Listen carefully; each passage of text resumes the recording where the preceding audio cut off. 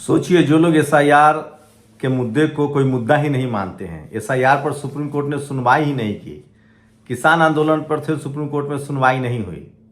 Supreme court ने कहा कि यूजीसी के जो गाइडलाइंस है उससे जातिवाद बढ़ेगा। अब मैं पिछले 10 दिनों का जातिवाद बता रहा हूं जो आपकी आंखें खोलने के लिए काफी, और खासकर ओबीसी समाज को, किसान समाज को, अल्पसंख्यक समाज को। कल इलाहाबाद यूनिवर्सिटी में एससी एसटी ओबीसी बच्चों के साथ मारपीट हुई, जबरिया उनको पीटा गया। ये तब हो रहा है जब पूरे देश के एससी एसटी ओबीसी के बच्चे एकजुट हैं। अब आप कल्पना कीजिए कि जब भीड़ तंत्र आके बहुत संख्या में एससी एसटी ओबीसी के बच्चे हैं तब उनको मार रहे। ये हिम्मत कहां से आती है? जातिवाद से। ये हिम्मत कहां से आती है? जाति में बैठे उन नेताओं से, जाति में चपरासी से लेकर चीफ जस्टिस तक। चंद्रशेखर आजाद ने ठीक टीवी पर कहा था कि सुप्रीम कोर्ट ने लगता है कि जातिवाद को लीगलाइज कर दिया है। अब उनको लग गया है कि हम पर तो कोई कंप्लेन ही नहीं हो सकता, घुस के मारो इनको। ये जो कल्चरल हेजेमनी है, ये जो जातीय जो अहंकार है, ये जो कास्ट सुपरमेसी है, इसकी बानगी सिर्फ कॉलेज यूनिवर्सिटी में छात्रों को ही नहीं झेलना पड़ रहा है। मैं आपको टीवी की कुछ तस्वीरें दिखाऊंगा, मैं वो वीडियो नहीं लगा सकता हूं। सोचिए, गंगा सहाय मीना जो टॉप क्लास के प्रोफेसर हैं, वो तमाम टेलीविजन चैनल पर जब जाते हैं तो 5-5 सवर्ण वहां बैठे रहते हैं। एक एंकर, एक बीजेपी का प्रवक्ता, एक आरएसएस का विचारक, एक राजनीतिक एक्सपर्ट और एक शेड्यूल कास्ट का पक्ष रखने वाले गंगा सहाय मीना। और किस तरह की भाषा का इस्तेमाल किया जाता है। एक करनी सेना वाले जो बाबा हैं वो तो ऐसे बोलते हैं जैसे लगता है कि देश में सब उनके गुलाम हैं। वो तो संजोग मनाइए कि कोई उनकी डिग्री नहीं पूछ लेता है। जितेंद्र मीना के साथ यही हुआ। इंडिया टीवी पर राजेश पासवान जो जेएनयू के टॉप क्लास के प्रोफेसर हैं, उनके साथ इसी तरह की हुटिंग हुई। और सोचिए वहां स्टूडियो में किन बच्चों को बुलाया जाता है, वो मैं आपको हकीकत बता रहा हूं। वो तमाम बच्चे किसी कॉलेज यूनिवर्सिटी के होते हैं। जो चैनल में जो बहस होती है, ये जो तमाम जो सवर्ण पत्रकार, जनरल कैटेगरी के पत्रकार, चाहे अंजना हो, चित्रा हो, चाहे इंडिया, सारे ये जो हुटिंग जो बच्चे करते हैं वो मीडिया संस्थानों के और कॉलेज यूनिवर्सिटी के बच्चे हैं, जिनको जानबूझकर वहां लाया जाता है। अगर ये पैनलिस्ट पहले तो ये सवाल पूछ दें कि आप जो ये 6 लोगों की टीम है, इसमें कितने एससी एसटी ओबीसी के? हमें कम से कम 50-50 दीजिए। हमारी आबादी 90 है तो 2 आप रहिए, 4 हमें रखिए। कोई एससी एसटी ओबीसी किसान अल्पसंख्यक चले, अरे जाट गुर्जर पटेल मराठा ही रख लो, लेकिन कम से कम 6 में 4 तो रखो, 3 तो रखो 50%। तब तो बहस बैलेंस होगी। एक अकेला एससी एसटी ओबीसी के प्रोफेसर हो या नेता हो, उसका किस तरह से शिकार किया जाता है, इसको शिकार बोलते हैं। मैं बहुजन समाज के उन तमाम टेलीविजन चैनल पर जो पैनल के रूप में वो जाते हैं, उनसे गुजारिश कर रहा हूं कि आप ये सवाल पूछिए, और जैसे ही वो बच्चे हुटिंग करते हैं उनसे हाथ उठवाइए कि यहां कितने एससी एसटी ओबीसी के बच्चे हैं।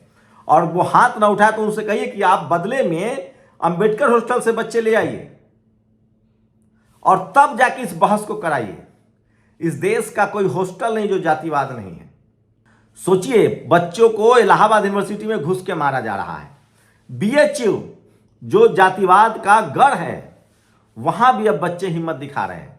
पटना में डिटेन किया जाता है, गोरखपुर में डिटेन किया जाता है। जनरल कैटेगरी के परिवार वाले विरोध कर रहे थे, वो छात्र भी नहीं थे। जनरल कैटेगरी के लोग जो यूजीसी का विरोध कर रहे थे वो कौन लोग थे? क्या वो छात्र थे? वो सारे के सारे उनके परिवार के लोग थे।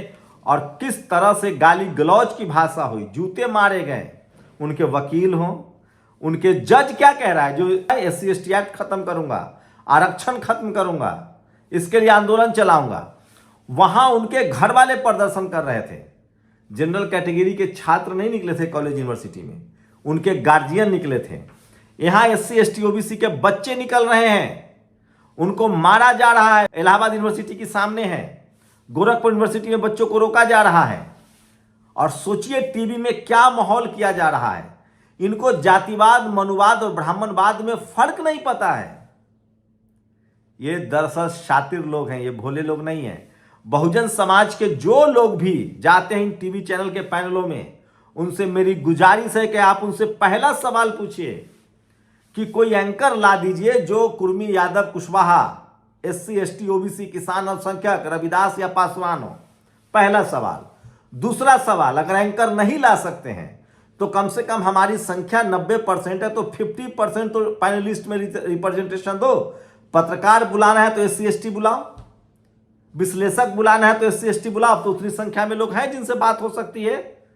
और जो हुटिंग करने के लिए जिन स्टूडेंट को बुलाया जाता है उनसे हाथ उठवाया जाए कि कितने SC ST OBC है। एक तो आपको ये फॉलो करना पड़ेगा, तब आप ये और इनको एक्सपोज कर पाएंगे। दूसरी बात, आप शालीनता बनाए रखिए, ये अच्छी बात है। बहुजन समाज के हिस्से में शालीनता है, हम लोग करुणा, दया और ह्यूमैनिटी के पक्षधर हैं।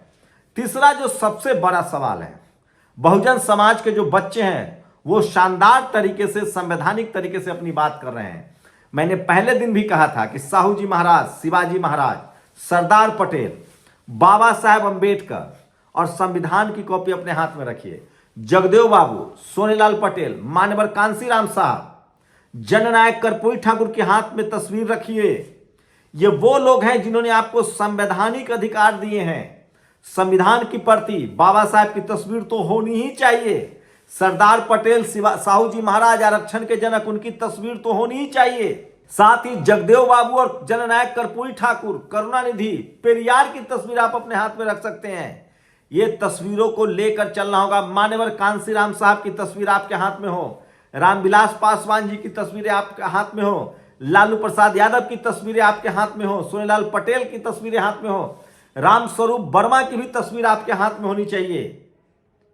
मैं फिर कह रहा हूं, ये शिक्षा को बचाने की लड़ाई है। हमारे तमाम बहुजन महापुरुषों की तस्वीर को हाथ में लेकर चलिए और जातिवाद, मनुवाद एक दिन हारेगा।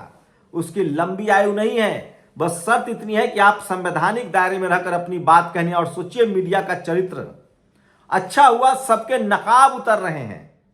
टीवी अखबार, कहां प्रोटेस्ट नहीं हो रहा है, देश भर में प्रोटेस्ट हो रहा है। टीवी अखबार आपको नहीं दिखा रहा है क्योंकि वहां आपके लोग नहीं हैं। मैं बार बार कहता हूं, जो गाय पालेगा वो दूध खाएगा। तो अगर आप दलित, पिछड़े, किसान, आदिवासी, अल्पसंख्यक हैं तो सोशल मीडिया पर वीडियो शेयर कीजिए। सोशल मीडिया ही सच्चा मीडिया है, सोशल मीडिया ही बहुजन मीडिया है। और मैं फिर कह रहा हूं, जो टीवी पैनल पर जा रहे हैं, लड़ना नहीं है, गाली गलौज नहीं करना है, आपा नहीं खोना है।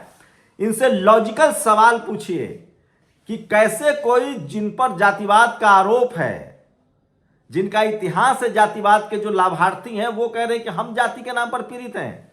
इन टेलीविजन एंकरों की मैं हकीकत बता रहा हूं, सबसे ज्यादा जातिवाद का जो अभेद किला है वो टीवी अखबार है।